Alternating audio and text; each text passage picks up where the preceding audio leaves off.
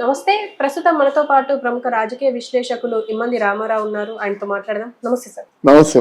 Sir, ఇప్పుడు ప్రస్తుతం తెలంగాణలో ఏం జరుగుతుంది అంటే, ఇప్పుడు ఈ వర్షాలు పడడం వల్ల కాళేశ్వరం బాగా నిండింది, బాగా ఫ్లో జరుగుతుంది.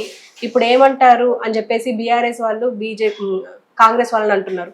సో కాంగ్రెస్ వాళ్ళు ఏమంటున్నారంటే, ఇది బ్యారేజ్కి మీరు ఫస్ట్ డ్యామ్ కి తేడా తెలుసుకొని మాట్లాడండి, నిల్వలేంది అది ఎందుకు మనకు కాళేశ్వరం అని చెప్పేసి అంటున్నారు. అంటే వాటర్ నిల్వ చేసేది కదా మనకు కావాల్సింది అని కూడా మాట్లాడుతున్నారు.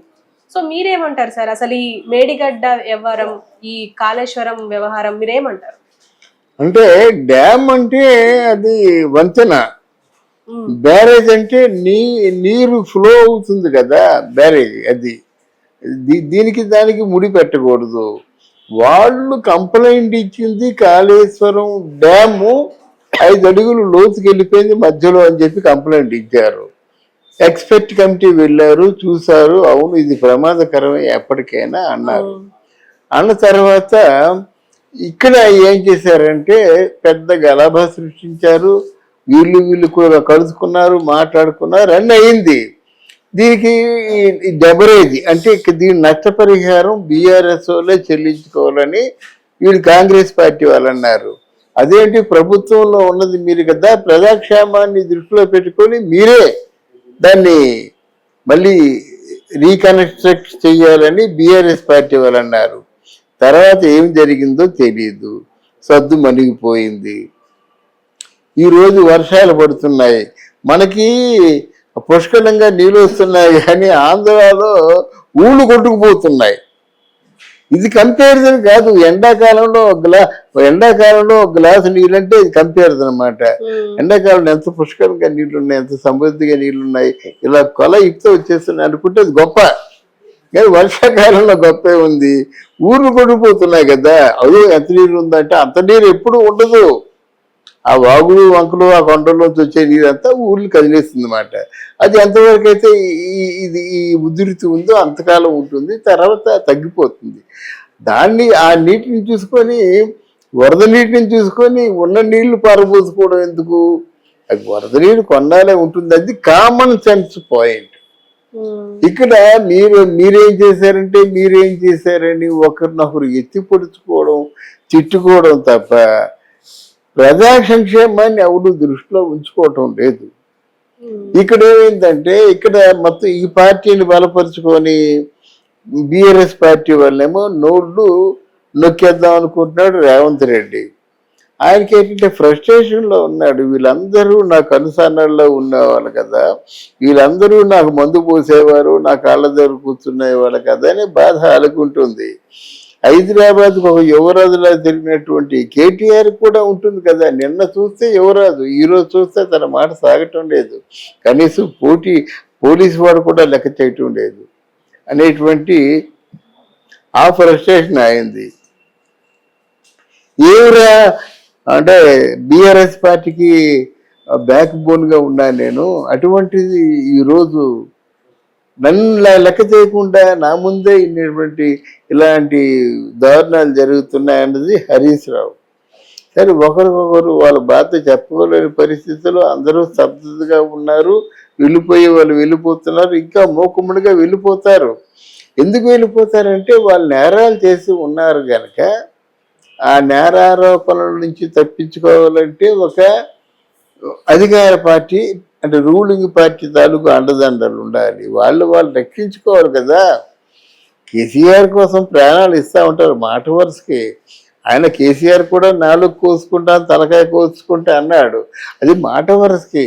దళితులను ముఖ్యమంత్రి చేయకపోయినట్టు ఇలా తల కోసేసుకుంటా అన్నాడు. మన రాష్ట్రం బాగుపడుతుందంటే గొంగలి పురుగైనా సరే ముద్దు పెట్టుకుంటా అన్నాడు. ముద్దు పెట్టుకోవడం ఎప్పుడు? అలాగే ఆంధ్రులు అంటే సెటిలర్స్ అని ఎవరు అనుకోవద్దు. ఆంధ్రులు వాళ్ళ కాలుకి ముళ్ళు గుచ్చుకుంటే నేను పంటితో తీస్తా అన్నాడు. తీయమంటే తీస్తాడా? ఇలా మాటలు అంటారు. మాట్లాడుకో. రాజకీయాల్లో ఉన్న తమాషా అది. నీకోసం నా సర్వస్వం త్యాగం చేస్తూ ఉంటారు. ఎవరు చేస్తాడండి త్యాగం? ఆ మాటలు ప్రజలకి తెలుసు. ఇప్పుడు మళ్ళీ వైరల్ అవుతున్నమాట ఆ విషయాల్ని. వైరల్ అయిపోయి మీటింగ్ పెట్టుకొని మీరు వాళ్ళు నిందారోపణలు చేసుకుంటూ మళ్ళీ అది సర్దుమనిపోతే దీనివల్ల ప్రయోజనం ఏంటంటున్నా నేను. ఒక ఇష్యూ తీసుకున్నప్పుడు దాన్ని అటోటి తేల్చేయడమే. వాళ్ళు పెట్టుకుంటారా, వాళ్ళు డెబరేజ్ పెట్టుకుంటారా, పెట్టుకోమని చెప్పండి. లేకపోతే మీరు పెట్టుకుంటారా, మీరు పెట్టుకోండి, ఆ విషయం మర్చిపోండి. అప్పటికే గొర్రెల కుంభకోణంలో 700 కోట్లు జరిగిందంటావు, రెండో రోజు మాసిపోతుంది. అది ఎందుకు మాసిపోతుంది? 700 కోట్లు కుంభకోణం ఆగిపోతుంది కదా, అది జరిగింది, చరిత్ర రికార్డెడ్గా ఉంది. మళ్ళీ ఎందుకు సర్దిమరిపోతున్నారు? ఆ ధరణి భూముల తాలూకు అవినీతి అన్నారు, ఎందుకు మళ్ళీ మర్చిపోయారు? ఎందుకు మీరు సైలెంట్ అయిపోయారు? ప్రజలు అనుకుంటున్నారు. ప్రజలు మీ గురించి రకరకాలుగా మాట్లాడుకునే అవకాశం కల్పించకూడదు. అది నేను చెప్పేది మాట.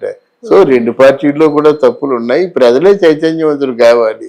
నీకు పరిపాలన చేతకపోతే ప్రజలు ఎత్తి చూపించారు. ఇటు మొన్న ఉద్యోగస్తుల గురించి ఒక ఉద్యమం వచ్చింది కదా, మళ్ళీ ఇప్పుడు డిఎస్ ఓపెన్ చేశారా, కొన్ని ఉద్యోగ అవకాశాలు కల్పిస్తున్నారా?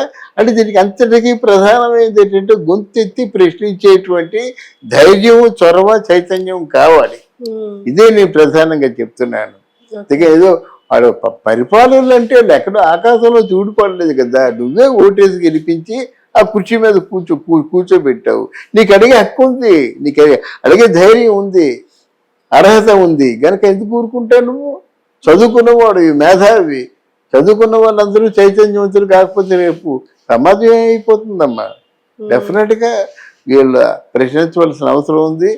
ఇది ఏదో నామకాభాస్తికి వీళ్ళు నిందారోపణలు కానీ తర్వాత వీళ్ళందరూ ఒకటే చల్లగా ఉంటారు. అదే నా ఫ్రస్ట్రేషన్. అసలు ఎందుకు సార్, అంటే ఏ ఇష్యూ లేనప్పుడు మళ్ళీ కాళేశ్వరం దీని గురించి మాట్లాడుకుంటారు, కాళేశ్వరం మేడిగడ్డ గురించి వాళ్ళు ఏమంటారు, వాళ్ళు ఏమంటే కొంచెం ఏదో మిస్గైడ్ చేద్దాం అనుకుంటున్నారు. వాళ్ళు డ్యాము కొంచెం లీకేజ్ వచ్చింది, 5 అడుగులు కిందకి దిగిపోయిందని వాళ్ళు చెప్పారు. ఎవరు? కాంగ్రెస్ పార్టీ వాళ్ళు, ఎక్స్పర్ట్ కమిటీని. మీరేం చేస్తున్నారు? లేదేవో బ్రహ్మాండకి నీరు పారేస్తుందంటే ఎలాగో నీరు వచ్చినప్పుడు ఎలాగ పారుతుంది? అవతల ఊళ్ళు కొట్టుపోతున్న రోజుల్లో మీకు నీళ్లు రావడానికి పెద్ద సమస్య ఉంది. అది కాదు కదా సమస్య, ఎక్కడుందో అక్కడే పరిష్కారం ఉండాలి. సమస్య డ్యాము, అది కిందకి వంగిపోవడం, తర్వాత ఏమో మధ్యలో కొంత చిల్లులు అంటే క్రాకులు రావడం. అది బాగు చేయండి మీరు. అది బాగు చేయకుండా మిగతా విషయాలని మాట్లాడతారేమిటి? ఓకే, అంటే ఇప్పుడు మీరేమంటారు? అంటే ఇప్పుడు ఈ డ్యామ్ కి బ్యారేజ్ కి మీరు డిఫరెన్స్ తెలుసుకొని మాట్లాడండి అని చెప్పేసి కాంగ్రెస్ వాళ్ళు అంటున్నారు, బీఆర్ఎస్ వాళ్ళని. సో మీరేమంటారు? లేదు, ఖచ్చితంగా ఎక్కడ సమస్య ఉందో అక్కడ పరిష్కారం కావాలమ్మా. ఇప్పుడు ఆదిలోనే అంటే అంచెనిష్ఠూరం కంటే ఆది నిష్ఠూరం మంచిది కదా.